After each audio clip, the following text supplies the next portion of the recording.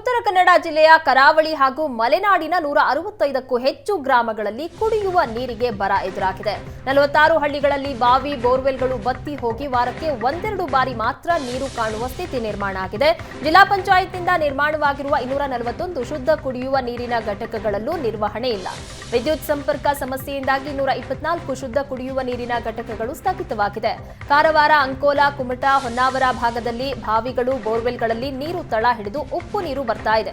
ಪರ್ಯಾಯ ವ್ಯವಸ್ಥೆಗಳು ಸಹ ಕೈಕೊಟ್ಟಿದ್ದರಿಂದ ಒಟ್ಟು 11 ತಾಲೂಕುಗಳಲ್ಲಿ ಖಾಸಗಿ ಟ್ಯಾಂಕರ್ ಸಹಯೋಗದಲ್ಲಿ ಕುಡಿಯುವ ನೀರು ವ್ಯವಸ್ಥೆ ಮಾಡಲಾಗ್ತಾ ಇದೆ.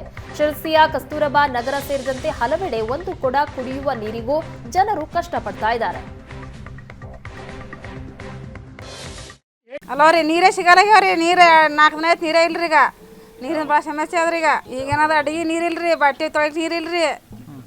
ನೀರಿನ ಭಾಳ ಸಮಸ್ಯೆ ಅದ ನೋಡ್ರಿ. 4-5 ದಿನ ಐತಿ, 1 ವಾರ ಐತಿ ನೀರೇ ಬರ್ಲಾಗ್ಯಾವ್ರಿ. ಈಗ ಕುಡಿಯೋ ನೀರಲ್ರಿ. ಅಲ್ಲಿ ಭಯ ಅಂತ ಇರ್ತಾವ್ರಿ. ಅವು ಏನದ 2 ದಿನಕ್ಕೊಮ್ಮ ಒಂದು ಅರ್ಧ ಕೂಡ ಬರ್ತಾವ್ರಿ. ನೀರೇ ಸಿಗಲ್ರಿ ಅಲ್ಲಿ. ಮಳೆ ಇಲ್ಲ, ಏನೂ ಇಲ್ರಿ. ಮಳೆ ಇಲ್ಲ, ಏನೂ ಇಲ್ರಿ. ನೀರಿನ ಭಾಳ ಸಮಸ್ಯೆ ಅದ್ರಿ ಇಲ್ಲಿ. ಇವ್ರು ಟ್ಯಾಂಕರ್ದವ್ರು 2 ದಿನಕ್ಕೆ 4 ದಿನಕ್ಕೊಮ್ಮ ಬರ್ತಾರೆ ರೀ. ಇವರು 4 ದಿನಕ್ಕೊಮ್ಮ ಬರ್ತಾರೆ. 15 ಕೂಡ ಸಿಗ್ತಾವ್ರಿ. 15 ಕೂಡ ಸಾಲಲ್ರಿ ನಮ್ಗೆ ನೀರು. ಹೆಂಗೆ ಜೀವನ ಹೆಂಗೀಗ? ಹ್ಯಾಂಗ ಮಾಡೋದು ನೋಡ್ರಿ ಜೀವನ ಹಂಗಂದ್ರೆ. ಕಷ್ಟ ಆಯ್ತಾ? ಕಷ್ಟನೇ ಅದ್ರಿ ನೀರಿಂದು. ಇವತ್ತೇ ನೀರು ಬಂದಾವು 15 ಕೂಡ ಕೊಡ್ಲಾಕತ್ತಾರ ರೀ. ಮತ್ತು ಮುಂದೆ ಬೇಕಂತ ಹೋಗ್ತಾರೆ ರೀ ಅವರು. ಮತ್ತು ಹ್ಯಾಂಗೆ ಮಾಡ್ತಾರೆ ನೋಡ್ರಿ ಮುಂದೆ.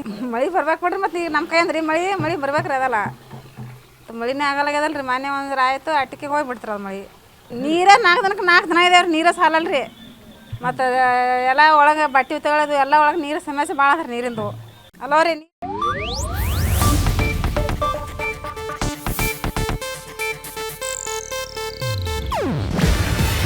ಇದು ಏಷ್ಯಾನೆಟ್ ನ್ಯೂಸ್ ನೆಟ್ವರ್ಕ್ ಪ್ರಸ್ತುತಿ. ನೀವು ನೋಡ್ತಿದ್ದೀರಾ ಏಷ್ಯಾನೆಟ್ ಸುವರ್ಣ ನ್ಯೂಸ್.